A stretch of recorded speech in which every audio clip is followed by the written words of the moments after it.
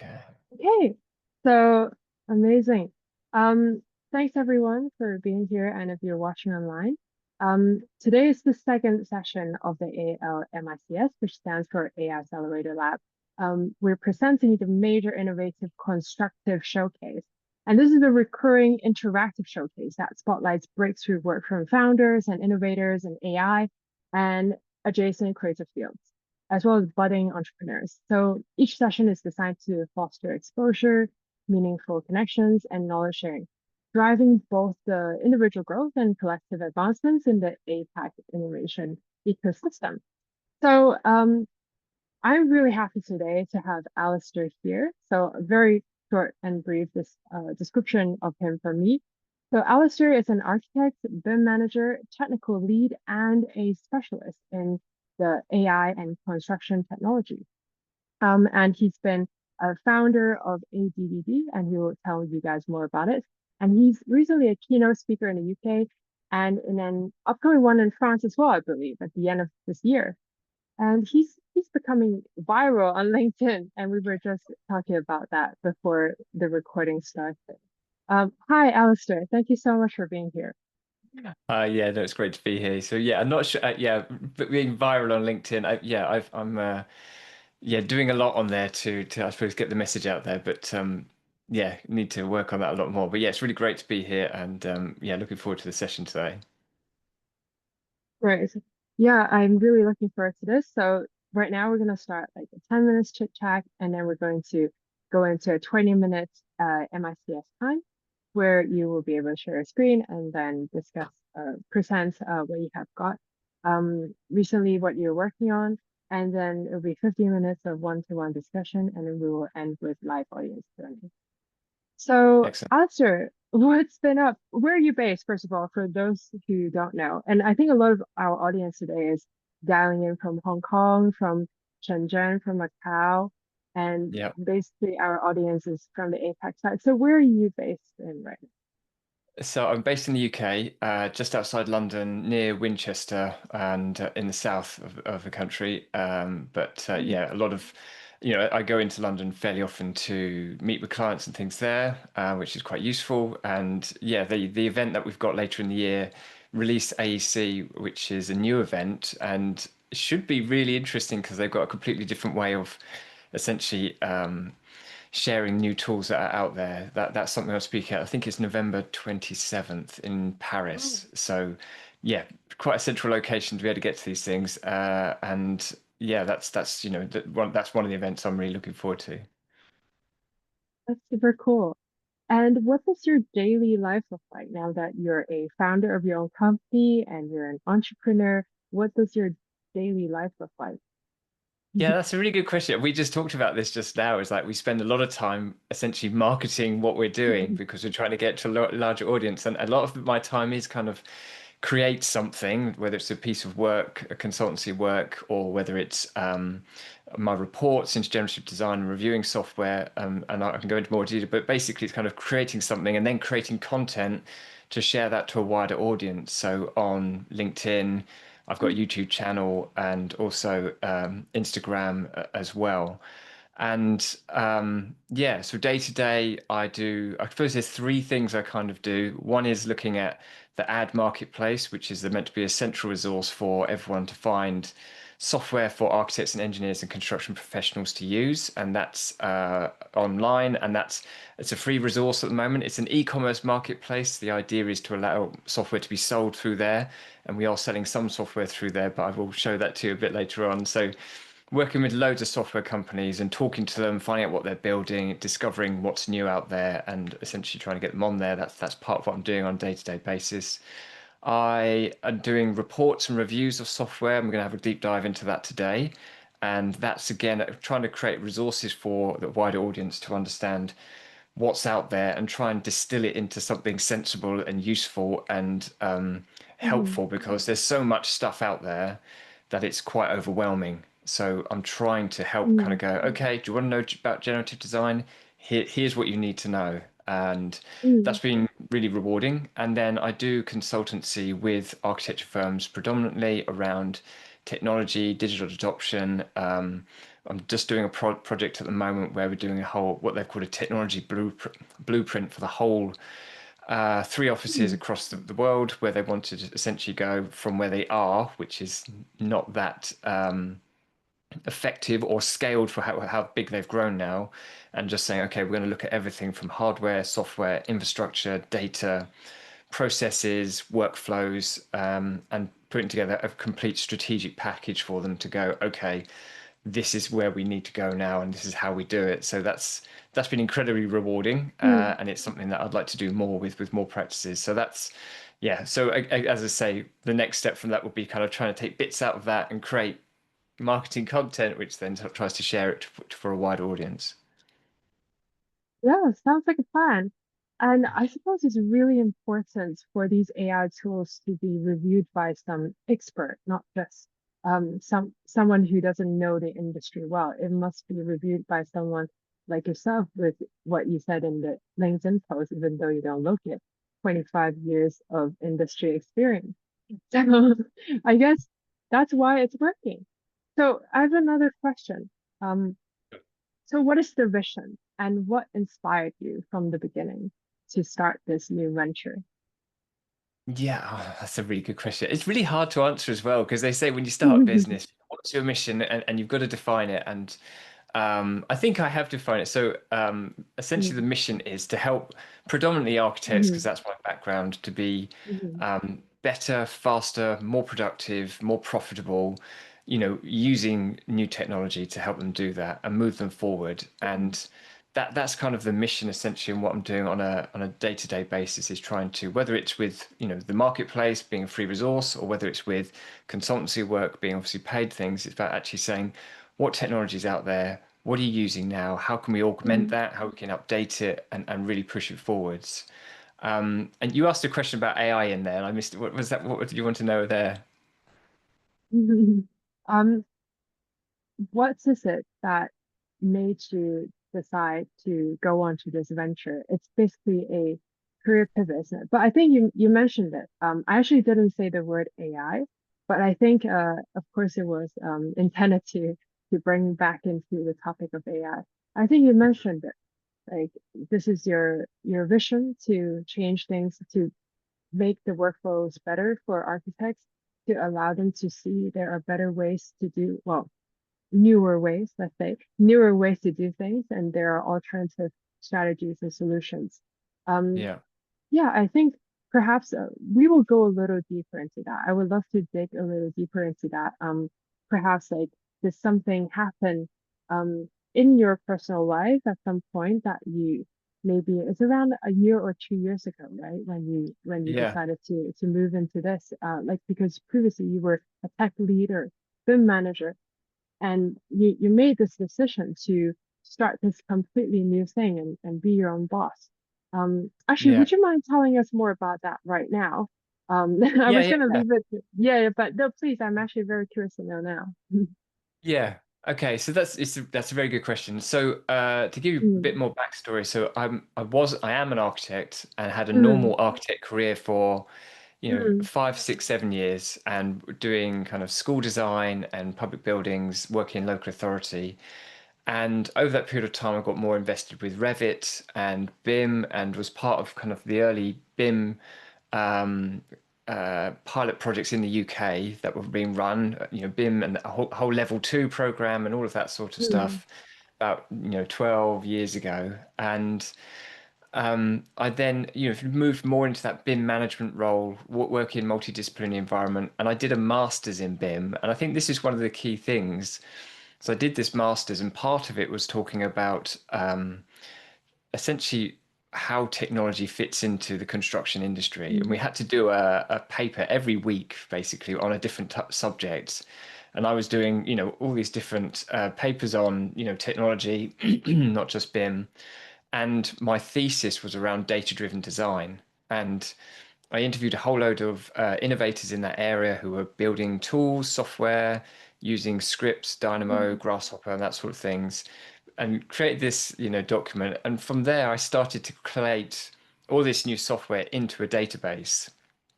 And over time, that database has grown, and it's now 1,600 different AEC solutions in there. And about 2 years ago, I started having mentoring with, a mentor, a person who was, coaching basically. mm, And that was a really useful process to kind of go, okay, I'm about 20 years into my career. Where am I? What have I done? mm, What do I mm, enjoy? And where do I want to go? And that coaching mm, was really helpful to start saying, what are you going to do with this database and all this knowledge? Where do you go? And essentially, the ad marketplace was the kind of the outcome of that to say, well, let's take mm, that database and put it in a public e-commerce marketplace model and start building that up. So that was, I was kind of building that a year and a half ago. Yeah, mm, pretty much, maybe a bit more before then. And then I left my previous job, and one of the things which actually enabled me to do that is we sold our previous house, moved to an mm. absolute wreck of a house, Oh, wow. which we've been Mm, doing up. But it oh, gave me wow. some essentially some space to be able to Mm, uh, start doing something on my own and seeing if it would work and explore that as a route. So that's, it's a set of different things have kind of led mm, to that point, I think, to where I am now.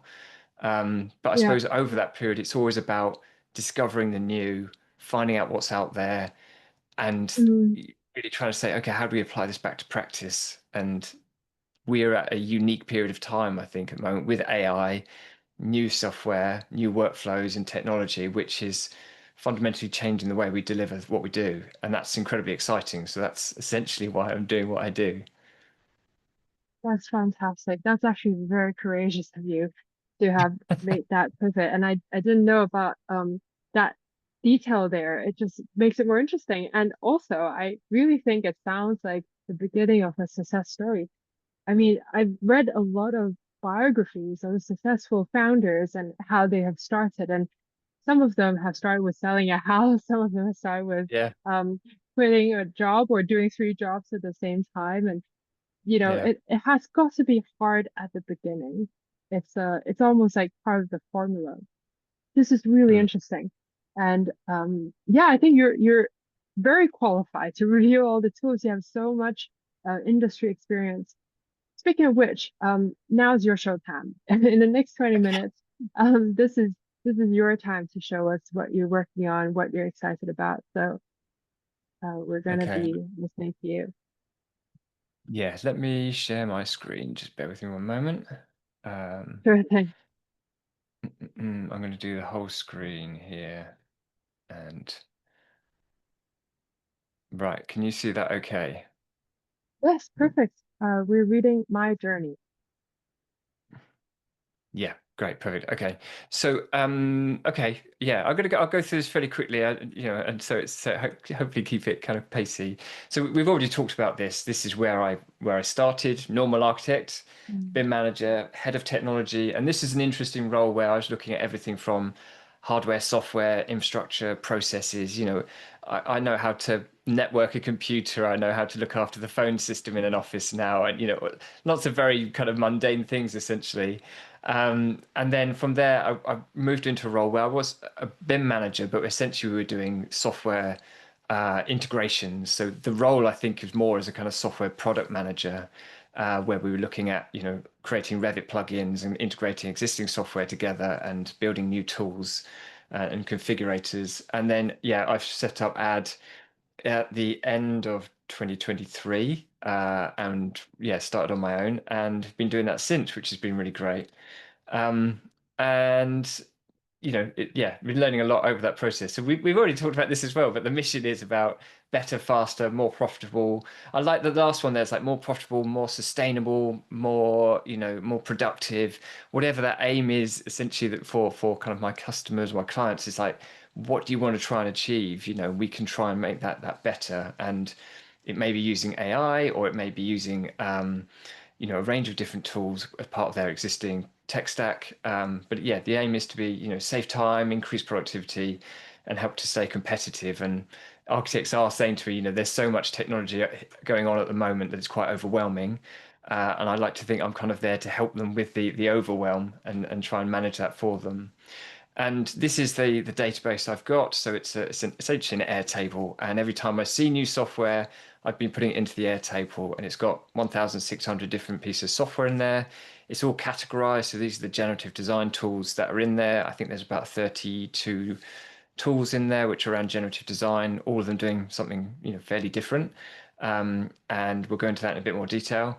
But the idea here is to say, okay, you've got all this software, let's get them onto the marketplace. So I spend a lot of my time on a day-to-day basis contacting the companies, usually setting up a demo and saying, show me what the tool does, because it's really good research for me to understand what they do. And then I say, it'd be really great to have you on the marketplace so that people can find your software quickly and easily. And what's been revealed to me is it's very much for startups. They really enjoy this because they're like, we're desperate to get out there. We really want to be found. This gives us a platform to do that. And that's been incredibly rewarding because you speak to really passionate, exciting people who really want to get their product out there and allow people to explore it and try out whatever that is. So we've got, it says here over 100, yeah, we've got 100 categories. We've got over 200 products now. It might be getting close to 250. So it's growing in a really nice way, which is really good. And the idea is to get those 1,600 software. Would be great to have all of them on here. But some of the software we've got on here are really varied. So we have got design tools, we've got communication tools, collaboration, we've got data tools, AI rendering. There's a huge range of different things there. And one of the things this does is that for software that you don't usually have a piece of software which just sits nicely in one category. Usually, I mean, you've got 2 or 3 different things that you would apply to. So it helps users to find those software solutions quickly and easily by going, well, I'm looking for Revit or Revit plugins or maybe AI and then rendering, visualization, whatever it might be. So that's what we've been building over the last year, and I've really loved doing it, and that's what I will continue to do over this coming year. We talked earlier about, you mentioned about assessing software and looking at it in a detailed way.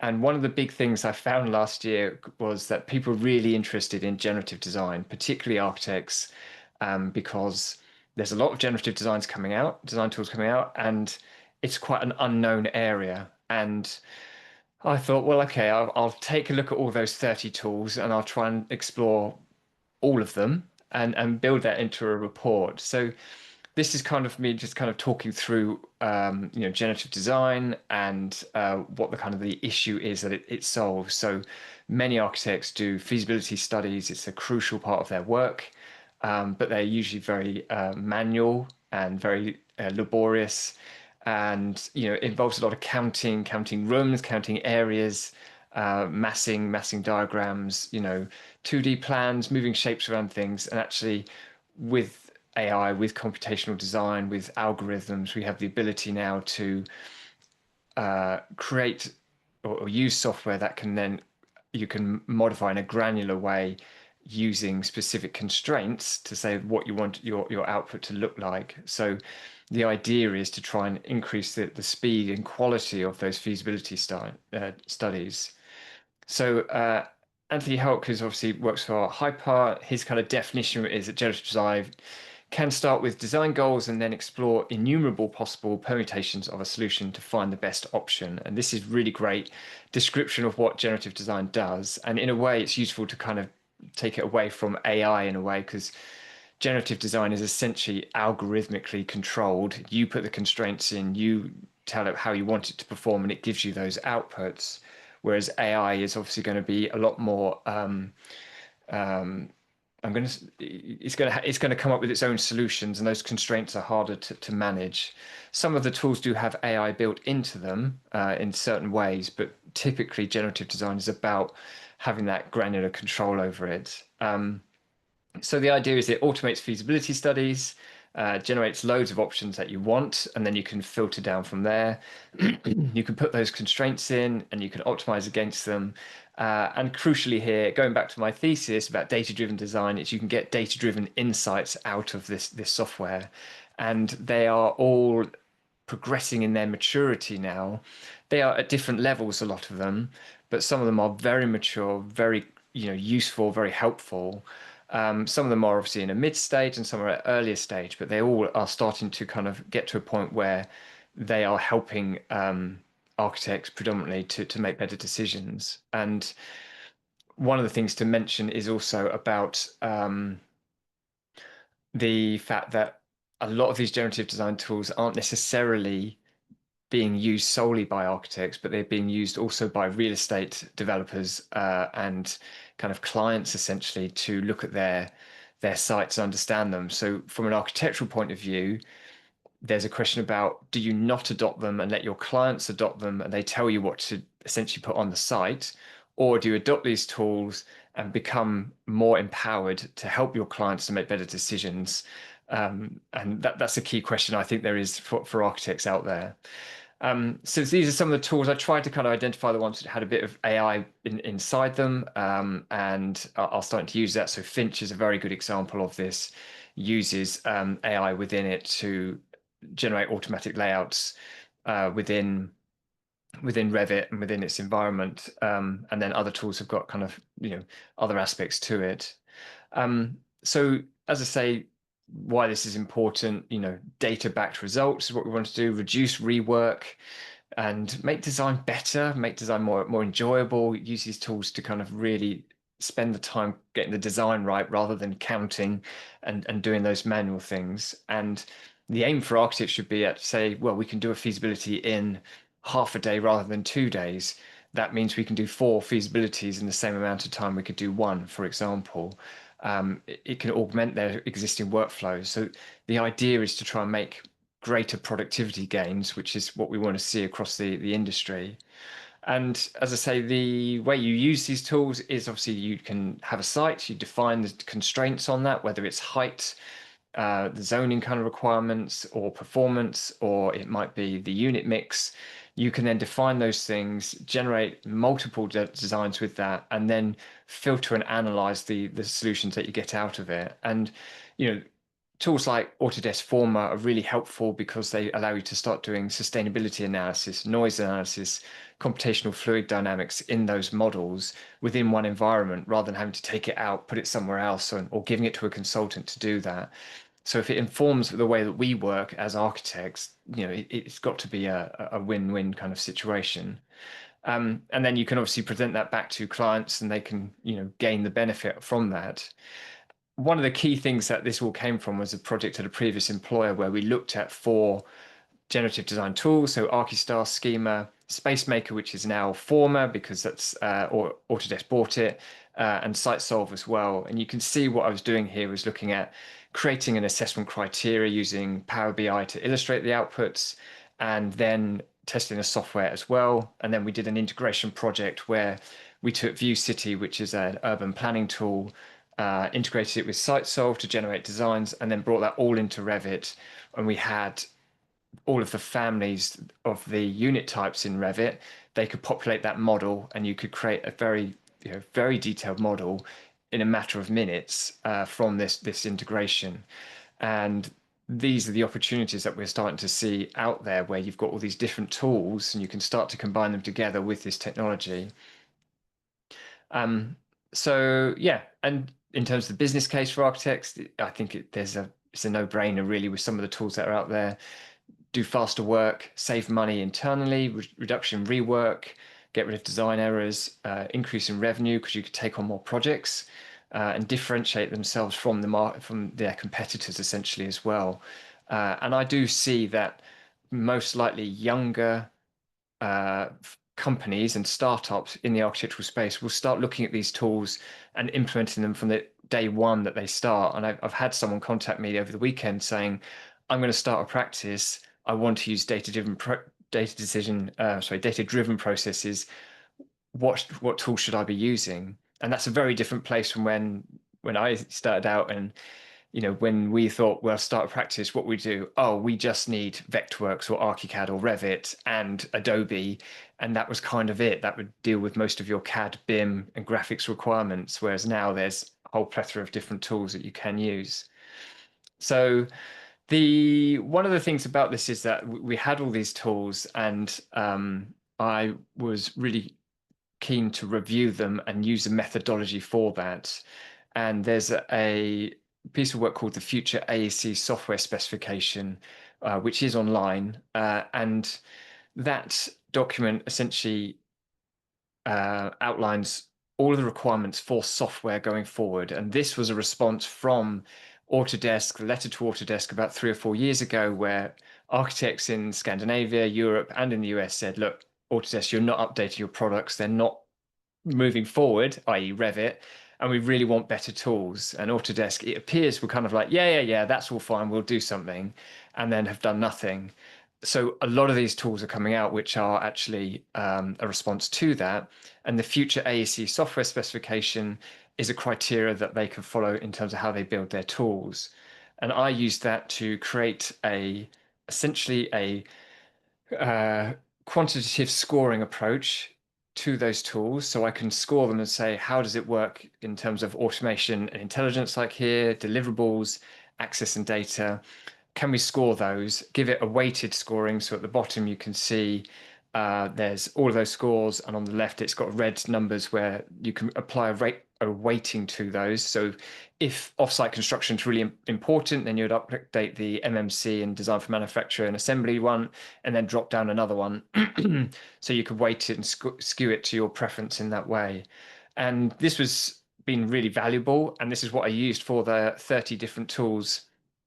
Well, sorry, about 20 different tools in detail, is to actually score them and say, actually, we can essentially rank these in terms of their maturity or how they work based against that criteria. And you can see here they range from 44% up to 70% and above. And the ones that do it really well are really mature and amazing.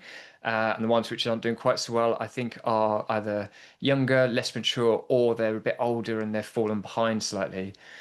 So what I did with this was I thought, okay, well, I'll put it into a report, and I'll create the most detailed report that's out there on all of these tools.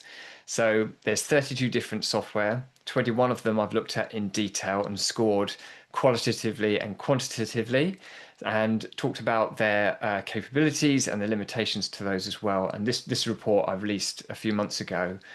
This is a cheat sheet that goes with it, and I need to essentially release this as a free download. I just need to get around to doing it, but I want to make this available for people to access and find out more about the software, so that they can access that information. And yeah, the report is out there, and it's available for people to buy now, which is really great.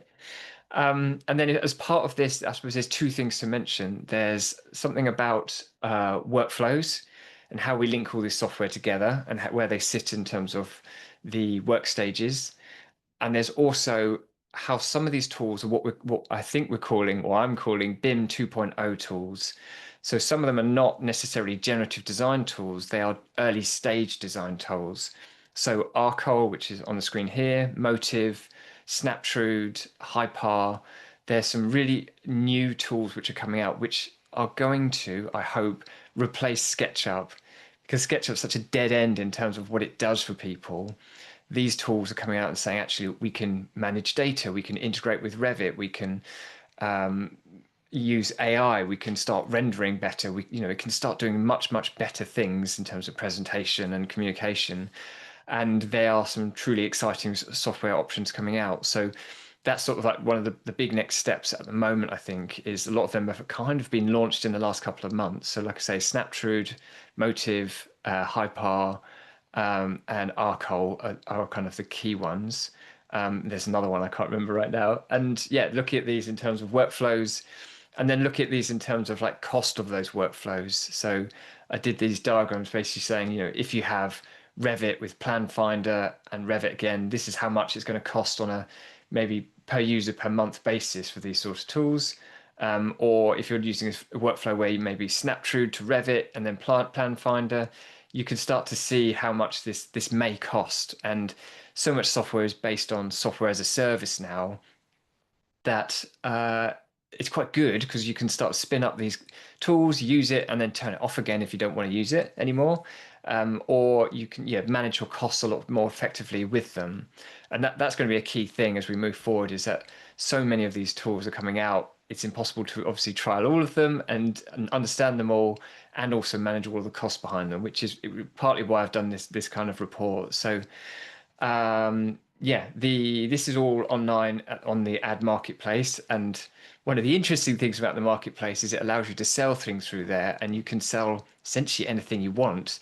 I've focused on software initially and kind of creating that environment for that, but it's been incredibly useful for me to say, oh, I've got a workshop, put that on the marketplace. I've got a generative design report. People can just download and purchase it from the marketplace. And I find that really fascinating. I'd love to do more around this with people, to say, what would you want to sell on there? Because as architects, we create so many things, designs and illustrations and drawings and images and knowledge that never gets shared, and it never gets kind of properly, I'm going to say monetized, because we do so much that could be monetized. So this is just one thing. I've created a report, it's on there, and I'm trying to, monetize it essentially. Obviously brings value to a wider audience. Yeah, the idea is that marketplace could be a central location for things. Okay, so that was kind of what I wanted to show you very quickly on that. And then I can show you very quickly just what the report looks like. So this is the report here, and it's essentially a PDF document. And you can see it goes into an incredible amount of detail. So I did a whole section around generative design, what it is, what it isn't, why it's good, what's useful there. So as a primer, I think it's really useful for practices. And then talking about this assessment criteria, how that works, that's all in here. And then I've done an overview of all the software. And there are two versions of this document. One is the super in-depth one, where I review all of these software here, and you can see it's 200 pages worth of review information. But there's also a lighter version, which I've called a taster, which I don't know is the right title for it, but I've gone with that. And this is a much cheaper version, where you can basically get access to all the different tools, find out what's out there, understand them all, but it doesn't have the deeper dive within it. So it just gives you an overview. So for example, if we go to ARCOL here, it gives you an introduction, gives you its strengths, and a link to the website. So this is essentially a really time-saving, kind of valuable piece of work, where if you are an architect thinking, I'd like to engage with more generative design, where do I find them? It's all in this document, including these early stage design tools. So that's hopefully, valuable for people to see. And just in terms of the marketplace, this is it here. So the generative design report is a tab at the top, so you can go here and see all of all the different documents in here and what's included. And then there are some other bits about, if you want some additional consultancy or workshops, then you can add those as well. But this, basically gives you an overview of all of those documents, and you can purchase it through here. And then if you're keen to find out about more software, we've got the marketplace, and there's obviously over 200 tools in here where you can search for different software. So generative design is a big area, so we've got all of them in here. We have got services that people offer. So if you are a consultant and want to put your services on this marketplace, you can do, and people can find you there. I've got a section on low carbon calculators, but then you can also see kind of, popular ones, sustainability. We've got Rhino tools, Revit plugins, all in here as well. AI tools as well. And there's some incredible things like Finestra. I don't know if you've seen them online recently, but they've been doing some really great experimentation with rendering. Xfigura as well. They've got really great AI tools. Pele AI is a Revit plugin, which has got AI embedded to it, and we'll be doing a workflow webinar on that in a few weeks as well. And yeah, in here, it just shows all the kind of recent tools which are being uploaded. So I've got 5 to add today as well. So there'll be more going on here. And as I say, there's an incredibly diverse set of options out there. If you are a software vendor and you want to be on here, you can just register really quickly here, fill in a form. And if you've got a tool you've built, no matter how modest or small or whatever, if you want to put piece of software you've put together on here and drive traffic to what you're doing, I'd be very, very happy to do that. And then, yeah, we're doing workflow webinars online as well at the moment. So the last one was to do with Finch and Forma and how that all links together. And we did a run through of all of those tools going from Autodesk Forma to Finch into Revit in an integrated workflow. And that is, yeah, it's incredibly valuable workflow. And we'll be doing more of these with other tools as we go forward. So we've got a webinar with Giraffe in a couple of weeks on the 9th, I think it is. So yeah, watch your space. Okay, I'm going to stop there because I realized I've gone on a lot, but that's basically what I've been doing in the last year, essentially. Oh, congratulations. That is a lot of work. You've been very focused indeed. That's a lot of work. It's very valuable to architects. That's very valuable. A lot of very good resource there. So I've Mm, fantastic. Thank you so much for that run through. And I've made notes. It's amazing because we haven't spoken in a while, and when I check up on you and you've done so much, it's fantastic. Okay, mm, so when professionals, when professional like architects, I'm talking about architects or project managers, etc., whether they're working in a design firm, interior design firm, or a contractor. Two things that is standing in the way um, for them to reach out to become a AI empowered designer or a tech person. Two things. One is that they're going to need time and resource to learn the new skills.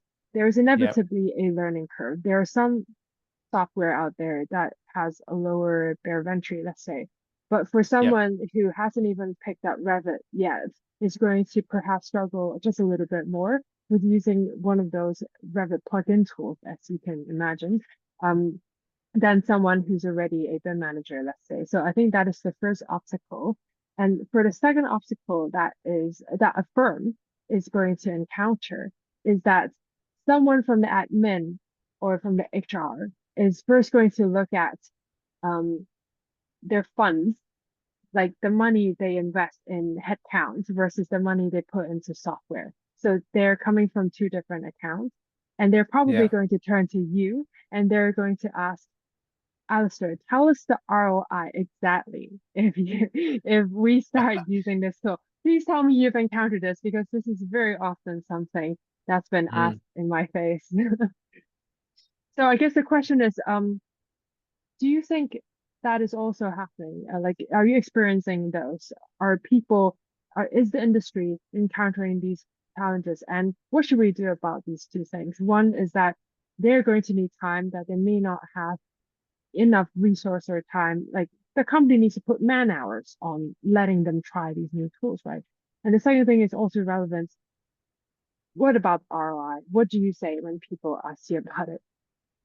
Yeah. Okay. Yeah, it's really tough. Thanks for that there.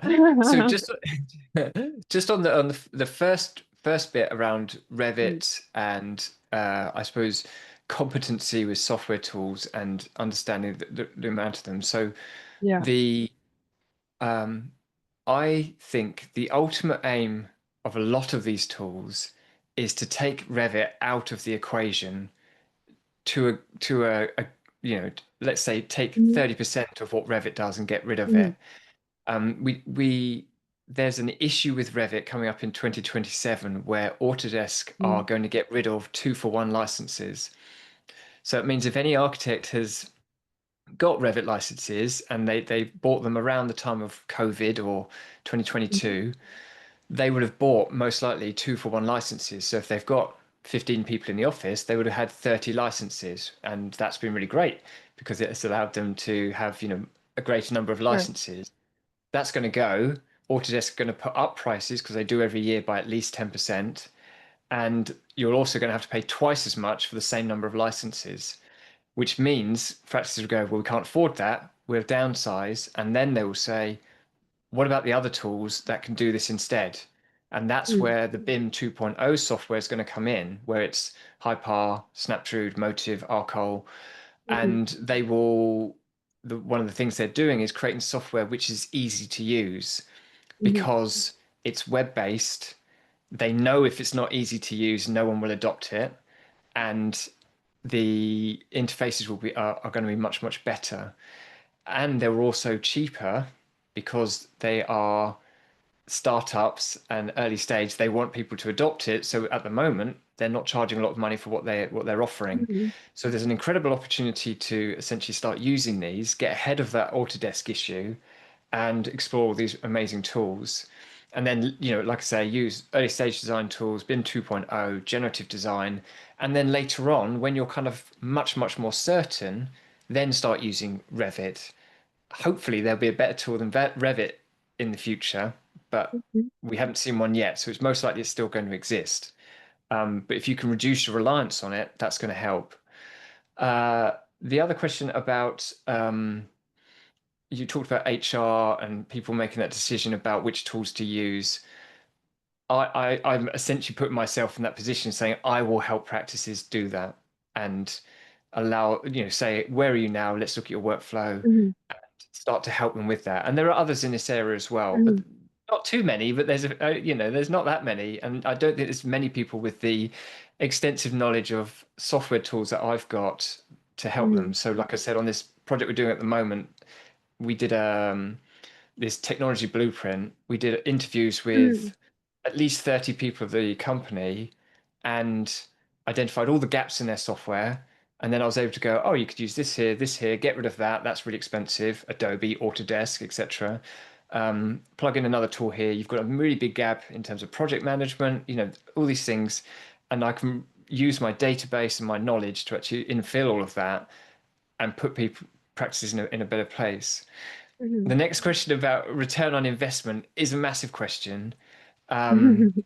But I'm going to lean on that technology blueprint we're doing at the moment. Mhm. We did a complete assessment of everything that all the software they have now Mhm. and their hardware as well. But from a software perspective, we looked at all of that and we know how much money they're spending each year on that software. And essentially, it was over £1 million a year. By going through that gap analysis and identifying all those tools, Mhm. we were able to go, okay, right, you've got all these tools. Well, why have you got so many Revit licenses, for one? Mhm. Let's get rid of some of those, bring that down because they're very expensive. Let's integrate in some newer tools. Let's look at Adobe. Adobe's really expensive, basically. Let's look at some new tools to replace some of that process. Mhm.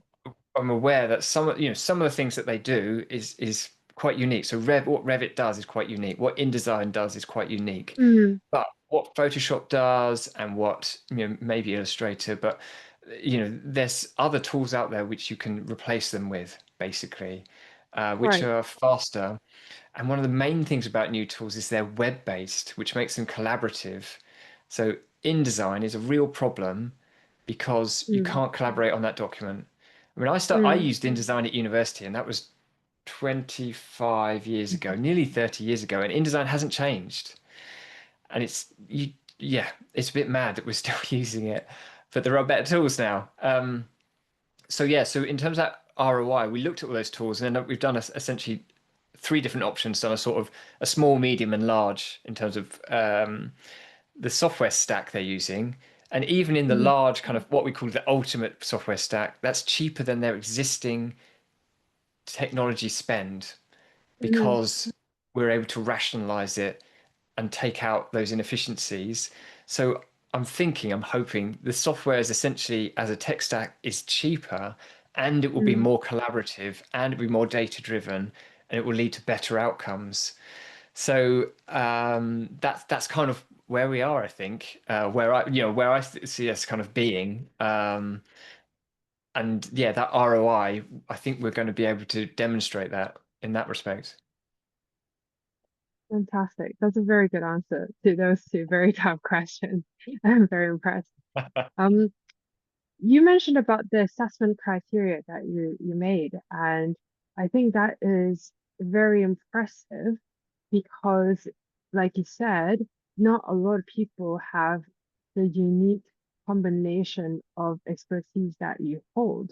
And therefore, your reputation is very important because if you're going to tell people this tool is good, that tool is not good enough, and for this purpose, use that. Like people are actually going to listen because you're the consultant and now you're the thought leader also in pushing um the industry to that direction. And hence the personal branding. I understand that. So a question I have is um currently, are you working as a solopreneur or you have a team?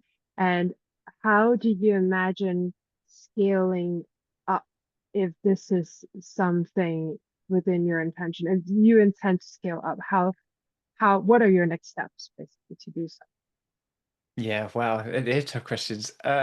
so? So at the mo so I am working with a few other people on different projects. So rather than having a big team in-house, I'm Mhm, able to bring people in with the right skills, I think, for the right projects. And for me currently, being fairly new, it's quite a nimble way of working, rather than essentially building a bigger team and then mhm, having to worry about getting the projects in to deliver that. And so it keeps me quite nimble at the moment in terms of what I can work on. But there will be mhm, a challenge essentially where, yeah, I've got all this knowledge. How do I then scale that? And that's definitely a question. However, the way of scaling it is that by creating the reports, I create a passive income from that. So I've done the generative mhm, design report. It's for sale on the marketplace.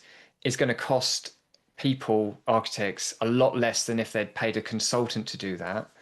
And that mhm, report then is allows me to scale, because I go, well, I can do that mhm, report once, but sell it to many people rather than do one consultancy once of, I don't mhm, know. I mean, I worked out in terms of time that that report took 6 weeks to produce in full mhm, time. So mhm. would Wow. be around 15 to 20,000 pounds worth of work, and I'm selling it for a few £100s. So, but people are buying it, and each week people are buying it, and that's great Mhm. because it's like, okay, That's there's some great. passive income come in there. Mhm, The other thing is that that report, that review criteria, the spreadsheet, it's on the marketplace. People are welcome to download that and use it themselves, and they can use that straight away. So, trying to share knowledge in that respect. And what I do is I'll just try and find a link and put it in the chat for people. good Um, idea. so so yeah, I mean that's another thing, is to say, rather than trying to keep it in terms of all that knowledge in my head, Mhm. essentially, Uh-huh. I can then share it in a more uh, easy way for people to use it themselves. I'm just trying to get a Mhm. link here. Um, so, and then what's happening in the future? So I will be doing another report, which will be looking at AI rendering software. That's the aim, because Nice. I know a lot of them, and I'd like to be able to go, you're looking at AI rendering tools. Well, explore these ones if you want to do this, if you want to do this, Mm. if you want to do this, because there's so many. Same thing with generative Yeah. design. It's like, where do I start? Um, and yeah, that's a big next step. And I think the other thing is to do more of these deep dive technology blueprints and practices, and Mm. say, right, where do you want to go, and help build that plan for them. And I think that could be really interesting. Absolutely.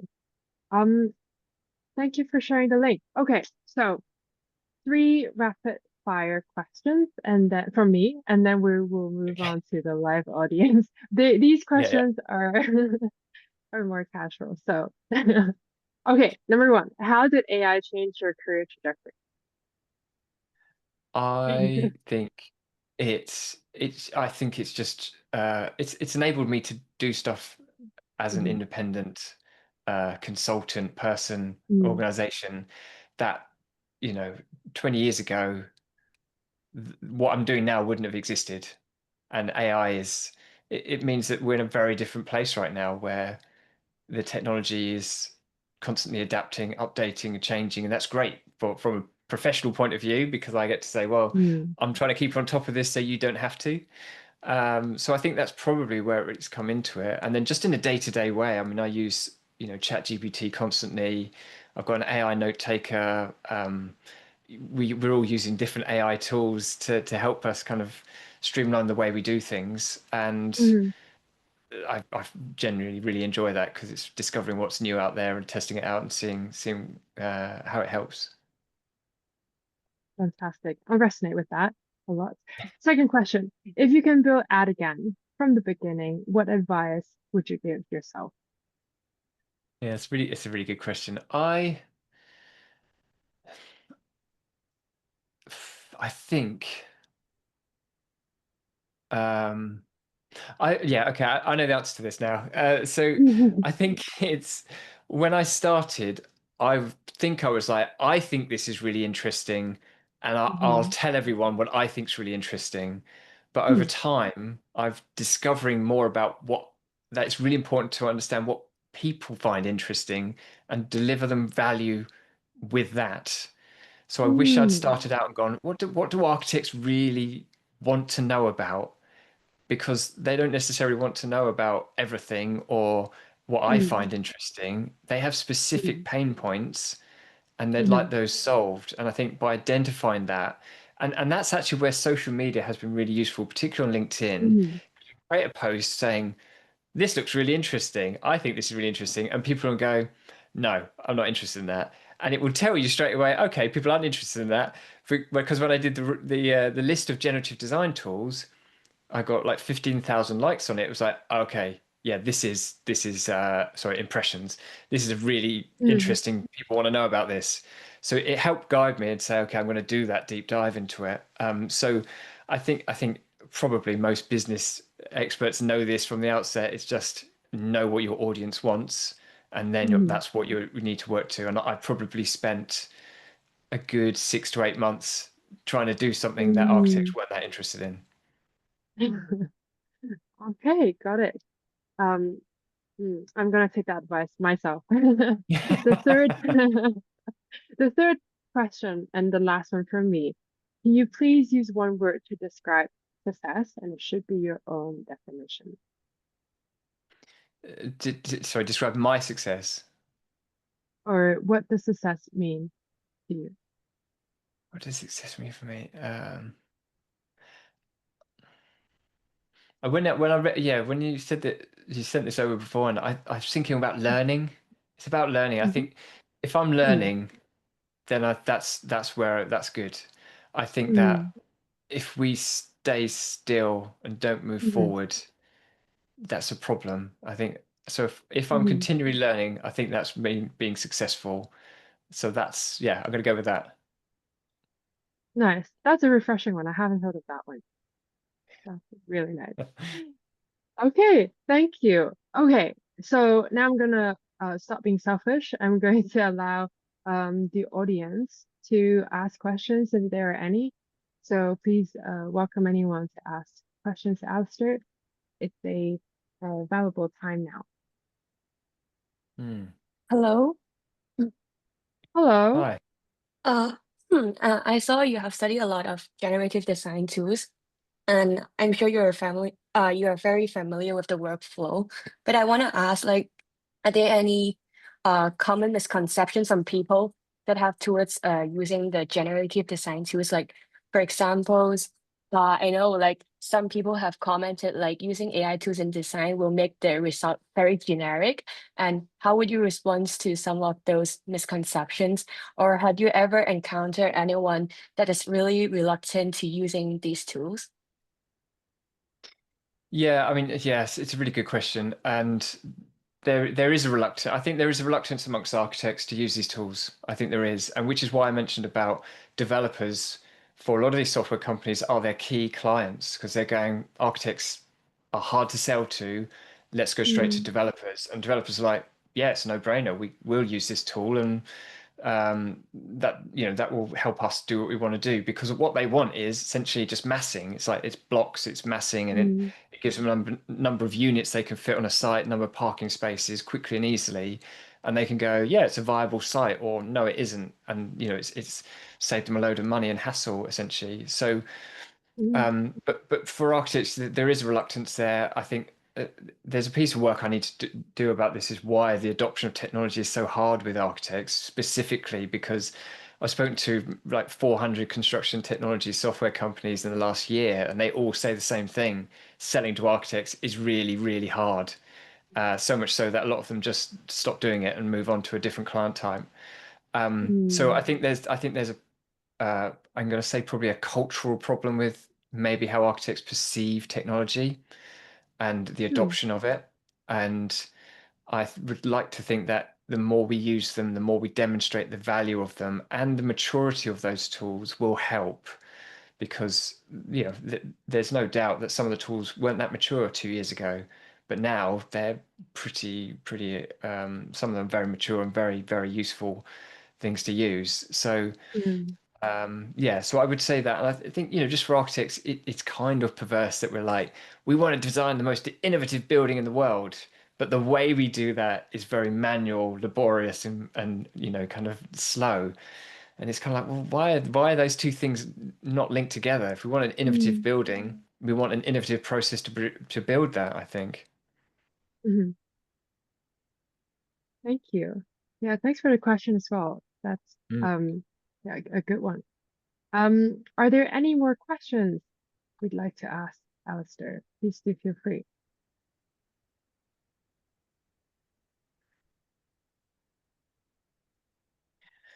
I'm happy to ask a question of the audience if anyone wants to tell me a bit more about what they're doing. I'd love to know more about if you're involved with generative design or if you've got experience of these tools or whether any of your practices have started using them. I'd be interested if anyone wants to kind of give some insight into what you're doing.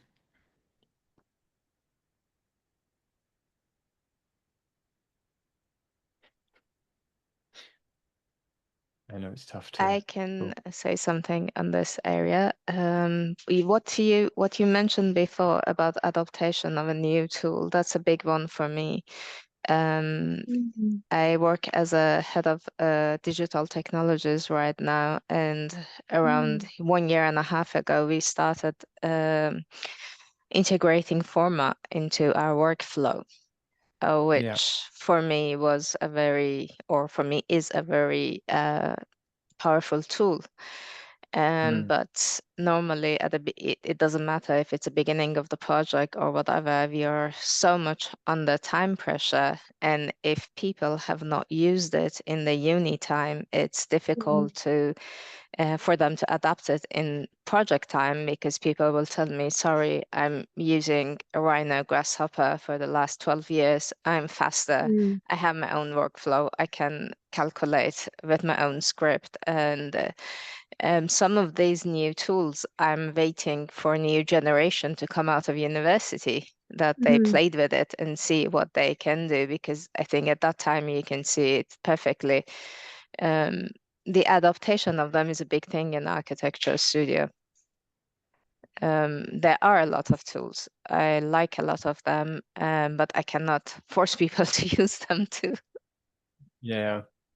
Yeah, I think that's really interesting. I think, yeah, and there's if you've got Rhino users and Grasshopper users and computational designers, I mean, absolutely leverage that knowledge and experience because you can do things in a much more bespoke way. But it's not representative of the whole industry. That there's only a fairly small, I'm going to say, kind of niche group of people who go into that deep dive into those tools. I know lots use Rhino, but in terms of visual scripting, whether it's Dynamo or in Grasshopper, um, it's a Mm. bigger leap to move into them. Yeah. And what these generative design tools have essentially said, look, we can make this. We've done all that work for you, put it into a nice Mm. interface, and you don't have to worry so much about it. Just try and use Yeah. it, and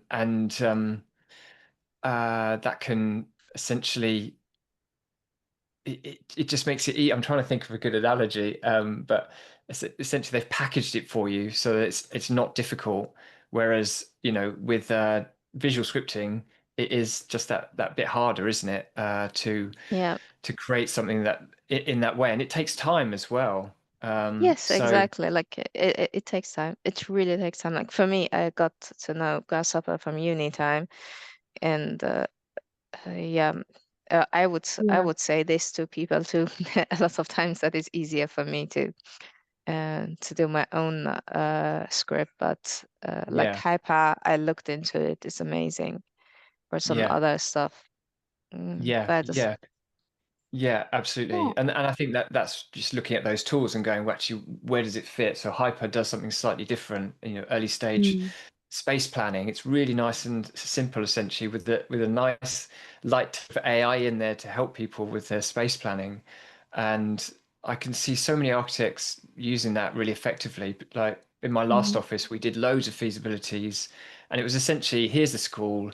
We need to do an extension to the school. We need 4 classrooms and a toilet block, and we just use polygons to just kind of put them on yeah, there.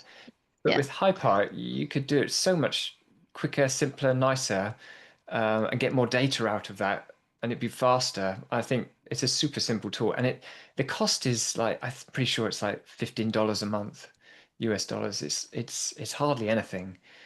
mm. So it should be used an awful lot more than it is at the moment. I'd love to add to this very interesting discussion. Thank you so much for sharing um, this personal experience. So, when that happens, right? When a company, what's like the people inside that company is struggling to change or to transition, what I'm seeing here from this side of the world, from Hong Kong, due to the economy, the companies, architecture firms are downsizing because they Mm, cannot afford to hire a bigger team. They cannot afford the headcounts. So what happens is that they cut away the people. So the team is now smaller and more burdened. And now there's a new business opportunity. What is this business opportunity? That they are beginning to think about outsourcing. Well, they've already outsourced BIM consultancy, like BIM teams from outside the main design firm doing the BIM work. But now they're considering also outsourcing AI specific tools, like teams outside of the office to use some of those tools that is on your list, or mm, they're prepared to look into that. So I think that market is coming. So for me, when I look at the current situation, I believe that just like what the audience had just said, is probably very, very difficult for everyone to change. So what happens is that it is true that those people who stuck to the old ways, there could be a risk of becoming obsolete, because what happens in that scenario that I just mentioned is that the company will then outsource the techniques to outside teams, and it will actually become, the third point on one of your sheets, become more profitable in that case when they mm, cannot have the resource for R&D internally. They will have to outsource mm, it elsewhere, and there will be new companies, like instead of BIM specific teams, like BIM specific consultancy, there will be AI specific consultancy. mm, Um, yeah, for AL, we are looking into this. Perhaps we are looking into becoming those consultancy teams that people would outsource to us, but actually to scale, which is something I asked myself, just the same question I asked you. How do we scale that? And we're preparing to becoming the link, like to find people out of university and they're very young, smart, and very agile, very technical, to become the consultant, the outsourced consultant for those design teams that really, really need them. mm. This is very interesting conversation. Um, Yeah. yeah. I think we've had the same in the UK here. It has been a challenging market over the last 2 years, and I think a lot of the large companies have downsized and lost people, unfortunately, and that it's been pretty tough. And I suppose there's two things to say on that. One is like you say, that it may lead to kind of outsourcing of these skills and knowledge, and I don't know. Yeah, there's Mm, for different practices there may be some benefits to that, definitely. For other ones, maybe not. Um, yeah. but the other thing with that is that we've set up a website for construction technology jobs, Mm, basically. So right. when Right. when people who have really good computational skills or knowledge of software want to move that way more, they can move into the Mm, jobs market in construction technology. So I'll put a link in the chat, but it's aectechjobs.com, and the idea was to try and create that central location for those roles, because you know, I've spoken to quite a few people recently, and they've said, yeah, they've lost their role. They want to move into working with software as a product manager, as a software engineer, as a UI UX designer, and that's a definite opportunity, I think, for people if they if they want to move that way, because a lot of these software companies are getting funding, and that funding could be, let's say, $5 million. They suddenly need to scale, and they need good people who know how to code and how to design software, but also who know about the construction industry. And that's a really great opportunity to move into something new, get paid maybe a bit better than as an architect, and you know, try applying your skills, whether it's BIM, computation, whatever it is, into that arena. Yeah, I mean, Alistair, you're hitting all the right spots. That's why I'm so happy that you have the time with us today. So it has come to the end of our hour, actually exceeded it, and I'm so grateful for your time, so grateful for the audience's questions and sharing, and it's been a very valuable time for me. So thank you so much. Very, very grateful for this. So yeah, thank you. And there will be the next one. There will be the third session. The guests will be reviewed in a couple of days. This recording will be living in YouTube, and I will be sharing some shorts on LinkedIn as well. So hope everyone keep in touch and check out the next ones. So thanks so much. Will you send invites for the next one, or we need to sign in for it? Thanks so much for asking that. Yes, there will be a new link for the next one, and I will be posting it on my LinkedIn. And actually, how did you, if you don't mind me asking, how did you find the link for this one? Was it from a WhatsApp group or? A WhatsApp group. Yeah, I'll be doing that again. So thank you. I should come up with a more systematic way to let people know about this. That's true. It's tough. It's really tough. It's just pushing out as many channels as possible, I think. There is a what are you are you on the you're on the AEC Technical Founders what's it called? Yes, group. Is that the WhatsApp group? Discord. Yeah. Voila. ACAI. Yeah. Thank you. That's amazing. That actual WhatsApp group's amazing. So I That learned group loads is about. amazing. Thanks a lot for organizing this amazing talk. Thank you so much. Thank you. Yeah, thank you. Bye. Okay. Bye. Thanks, everyone.